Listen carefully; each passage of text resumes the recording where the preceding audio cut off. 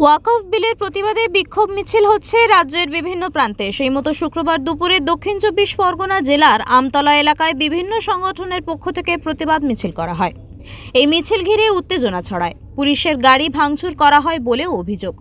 বিক্ষোভের জেরে অবরুদ্ধ হয়ে পড়ে ১১৭ নম্বর জাতীয় সড়ক। এই বিক্ষোভের পরিস্থিতিতে আইন শৃঙ্খলা বজায় রাখতে ঘটনাস্থলে পৌঁছায় বিষ্ণুপুর থানার বিশাল পুলিশ বাহিনী এবং কিছুক্ষণের মধ্যেই পরিস্থিতি সম্পূর্ণভাবে নিয়ন্ত্রণে আসে। এ বিষয়ে ডায়মন্ড হারবার পুলিশ জেলার অতিরিক্ত পুলিশ সুপার মিঠুন কুমার দে বলেন, এই ঘটনায় কোনো পুলিশ কর্মী আহত হয়নি।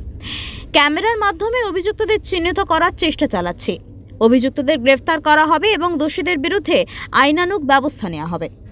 আচ্ছা, আমি আরেকবার ক্লিয়ার করি, আমার কাছে এখন পর্যন্ত যারা স্টেক হোল্ডার ওখানে সবার সঙ্গে কথা বলে সবটা থেকে যেটা আমি পাচ্ছি, let me be very clear about this, আমাদের যারা ওখানে পুলিশ পার্সোনাল ডিউটিতে ছিল তাদের কারুর কোনো ইনজুরি হয়নি, তাদের সঙ্গে অ্যাজ সাচ কোনো স্কাফলিংও হয়নি।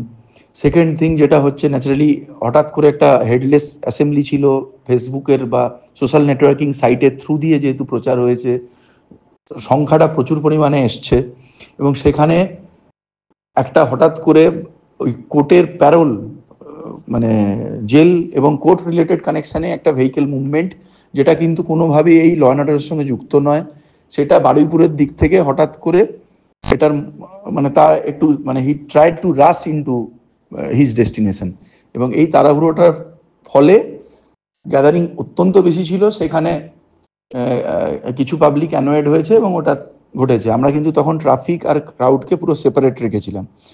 মোটামুটি ইন অ্যান্ড অ্যারাউন্ড এটা 40-45 মিনিটস মতো যেটা চলেছে, তারপরে তারা ওখান থেকে ডিসপার্স করে গেছে এবং অল অ্যালং আমরা চেষ্টা করছি যাতে দ্রুত কোনো ক্যাজুয়ালিটি ছাড়া সেটা শেষ হয়। অন্য কোনো ভেহিকেলসে কোথাও কোনো ঘটনা ঘটেনি, বিট পুলিশ অর সিভিল, আর অন্য কারোর কোনো ইনজুরি হয়নি, bit police personnel or civil. আমরা কেস করছি এবং যারা ওই গাড়িটাতেও ভাঙচুর করেছে, আমাদের ড্রোন ছিল, ক্যামেরা ছিল, definitely we are going to get them arrested. এইটা মোটামুটি এখন পর্যন্ত আমাদের অফিসিয়াল বক্তব্য হিসেবে আপনারা ধরতে পারেন। সঞ্জয় মাঝির রিপোর্ট, ওঙ্কার বাংলা।